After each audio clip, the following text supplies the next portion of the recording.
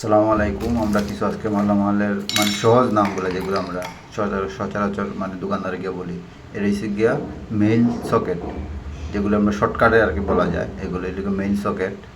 যে এটা হচ্ছে একদিকে উপরের দিকে ট্যাট এটা, আর এটা হচ্ছে গিয়া ফিমেল সকেট, ভিতরে টি। ফিমেলগুলো ভিতরে টি হবে আর মেলগুলো উপরে, এটা হচ্ছে ফিমেল সকেট। এরপরে আপনার এই যে এটা হইলো গিয়া আপনার হইলো গিয়া টি, ফিমেল টি। এটা ফিমেল আসলে মহিলা, ফিমেল টি, এটা হলো ফিমেল টি। এটা হলো প্লেন টি, আর সিপিবিসি প্লেন টি বলতে হবে আর কি, সিপিবিসি বলতে হবে। এটা কি আপনার এল, মেল এল। আর এইটাই লোক আপনার লোক গিয়া লং টাপ বললে চলবে, যে long long tap, CPBC long টাপ,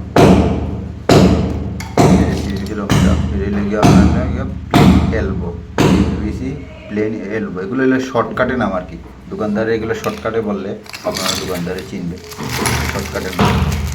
এটি হলো গিয়ে আপনার কনসিল স্টক কপ, ঠিক আছে? কেউ বলে শাওয়ারের চাবি, কেউ বলে কনসিল স্টক কপ। এটা হলো কনসিল স্টক কপ। এই যে কনসিল স্টক কপের ভিতরে সকেট লাগাইয়া পরে কালেকশন দিতে হবে। অবশ্যই ফিমেল সকেট লাগবে, নাইতে আপনি কনসিল স্টক কপ লাগাতে পারবেন না, সিপিবিসি। এটা হলো কনসিল স্টক কপ। তারপরে আপনি এই যে এটা হলো গাম, সিপিবিসি গাম বললেই চলে, শর্টকাটে নাম আর কি। এগুলো এগুলো শর্টকাটে বলার জন্য আমি বুঝতে। এটা হলো থ্রেড সেল বা টেপলন, যে দিকটা বলে। এটা হলো গিয়ে আপনার কে বলে ক্যাপ, কে বলে